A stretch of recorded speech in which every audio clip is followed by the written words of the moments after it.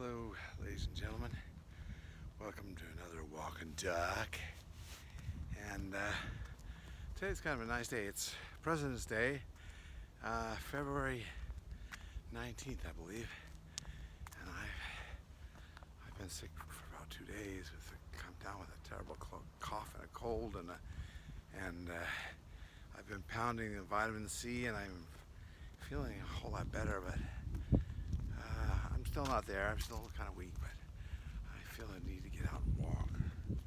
So I'm gonna walk. I have a subject I want to talk about. Yesterday I had a nice long conversation with my son-in-law, and I recalled something from my past, a story that I thought, I've got to tell that story. We were talking about, just the different races and the different characteristics and the different things, and people are so anxious to call everybody a racist.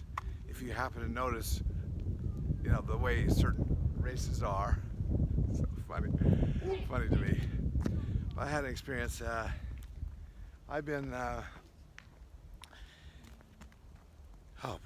traveling to Japan for about 40 years. Been speaking I started learning the language about when I was 19. I'm 62 now, 63 this year. But, 43 years. And I've actually lived there about 10 years. And I have to admit, in Japan, I've seen almost zero violence. Almost zero violence. Hardly, I don't think I've ever felt threatened. Never felt scared. I feel more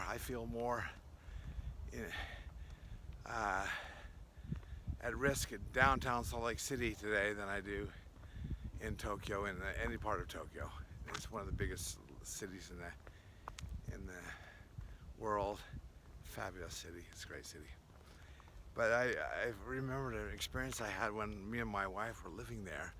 I can't remember the exact circumstances, but I think I was by myself. I was driving near Tokyo Airport out in the industrial area, and I was maybe going to pick somebody up or drop somebody off. Not probably pick somebody up. I don't know. Can't remember, but I remember in this industrial area, all of a sudden, there's these two truck drivers, and you see these all over Japan. These, compared to our trucks, very small, but truck drivers delivering things, all over the country. But for some reason, these two truck drivers had gotten some kind of argument. Maybe one of them cut the other guy off, or didn't signal, or for whatever reason, I don't know. But we came to a stop sign, and I was behind them both. We came to a stop sign. This is the only time I've ever seen it happen in Japan.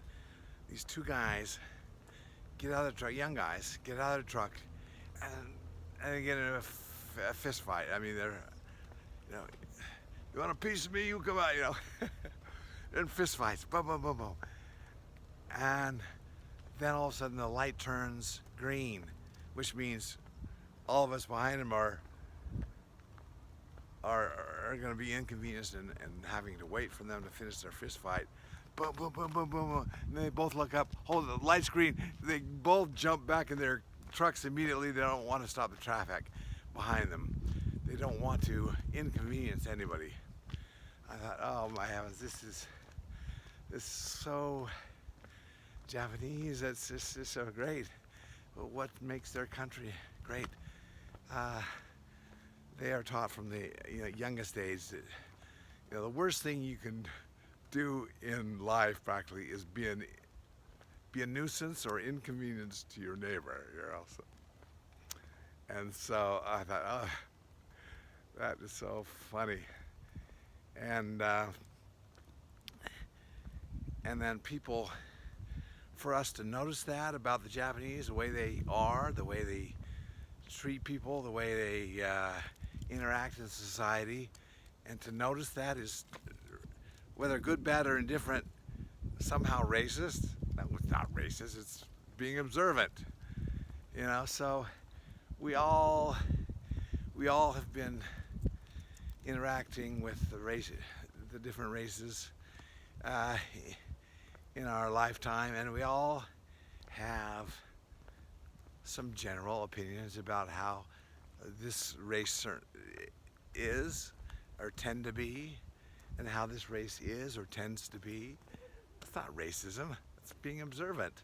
So it makes me laugh when people, that's racist. Jeez, come on. So that's one thing I wanted to talk about. There's probably more I can say about that, but it's the worst thing we can call somebody these days is a racist. It's and I talked about this maybe a little bit the other day. It's like at Thanksgiving we had a very interracial crowd at my house. Maybe close to 20 people. I can't remember exactly. A lot of mixed race people, or different races. And my son-in-law went around the room and asked them, have you experienced racism in America? Have you been experienced racism in America? Not one person. So it's so rare in America that racism has to be fabricated by the Jesse Smolletts of the world to play the race card. It's just so comical. So I've lived in Japan a lot. I will say this. I don't consider it racism, but some of them, I guess you could, in a way, you could call it racism, but I think, I don't blame them. When I've been in Japan and in different capacities, and there's like, as a missionary knocking on doors, we'd occasionally come to the door that, I say, if I don't want somebody knocking on my door, so I don't blame them all. But America, you can get out of here. I don't want to talk to any Americans. After we dropped the bomb on them, so, people will say, "Oh, they bombed us in Pearl Harbor." Yeah, right. It's true, but it's not hard to understand why some people would still hold some bitterness towards Americans. I completely understand. So it's like, I'm in his country. It's another thing I want to talk about. So I think that's where sometimes Americans get a bad rap, because we go to foreign countries and expect everybody to speak English. But I found, like in France, I've been to France several times, and I've heard, French, they don't like to speak English. They all speak, but they refuse to. No, they're just offended by Americans who walk up to them and just start rattling off English, assuming they understand English. And they're in there, we're in their country. They're not in our country, we're in their country. So anyways, I've just had some good luck in France when I've, take the humble approach, and, I studied a little French in junior high, 40, 50 years ago, and dusted that off and tried to, recall some of the phrases I learned, and they appreciate it. They appreciate the effort, and then if they see that their English is probably better than your French, they'll quickly jump over to English. So it's kind of funny, but I dust off my French to say, j'ai mal à la tête et j'ai mal à la gorge, There's, Bonjour, mes élèves. All the things we had to memorize in French class. I rattle off the thing. No, I tried to piece together a sentence, you know. Excusez-moi, avez-vous pain de chocolat? Très délicieux, chocolat pain de chocolat, or something like that. They appreciate it. And then they'll usually switch over to English because their English is probably better than your French. And so, you know, they appreciate it. And I understand. We're on their turf. You know, it's funny. I remember going to Germany once, and I hardly knew any German. I studied for about 2 weeks prior. Just tried to want to get a few phrases under my belt. But oh my heavens! I ended up in a conversation. I maybe said one or two things, and ended in this 20-minute conversation, which I could maybe understand about every 20th word, or if that.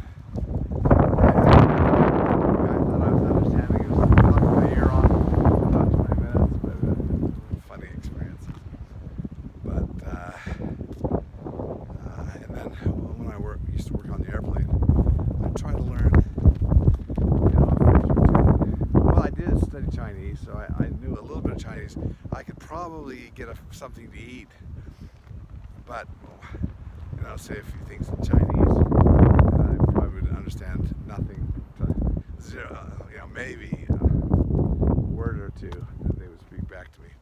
But on the airplane, when I think sometimes we had a Chinese speaking and a Korean speaking flight attendant. I was the Japanese speaking one, but during the middle of the flight, when half the crew go down, you know, there's nobody to make announcements if it's turbulence or whatever. And so I memorized some of those key phrases in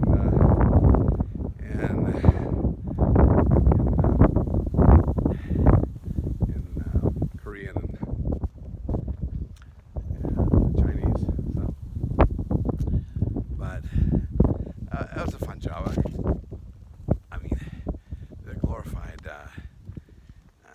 Waitress in the sky, but it was a fun job, but it's not a very healthy lifestyle. And I was running through airports, eating fast food, barely getting enough sleep, and you know, spending 24 hours in completely different time zones, and then going back again. I haven't. I had enough of it, but it was fun. So, anyways, then just one other thing I wanted to talk about. You know, if you notice, anyone noticed the jackets I have been wearing? Remember that? The last one I think I had the blue parka on. That parka is about 43 years old. As a missionary to Japan, I took that to Japan as a missionary. Bought it from my parents, got it from Eddie Bauer. And back then they didn't have Eddie Bauer stores. You bought Eddie Bauer. It was online shopping, not online. They didn't have online. Telephone shopping. You call, you know, and then you get a catalog, and you get these things sent to you. That thing has lasted me so long time. It does kind of leak feathers through onto your suit or whatever you're wearing underneath, which is kind of annoying. But that thing still keeps me warm. This jacket,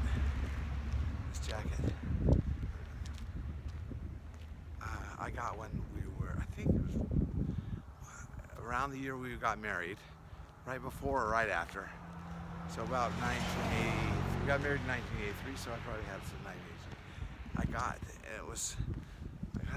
a nice men's store called The Enterprise in Utah. That was a store back then. It's gone out of business, but nice things last a long time. And this thing still looks great, I think. But and it's such a rare, nobody has this jacket. I haven't seen anybody ever wear this thing. So, you know, nice wool jacket.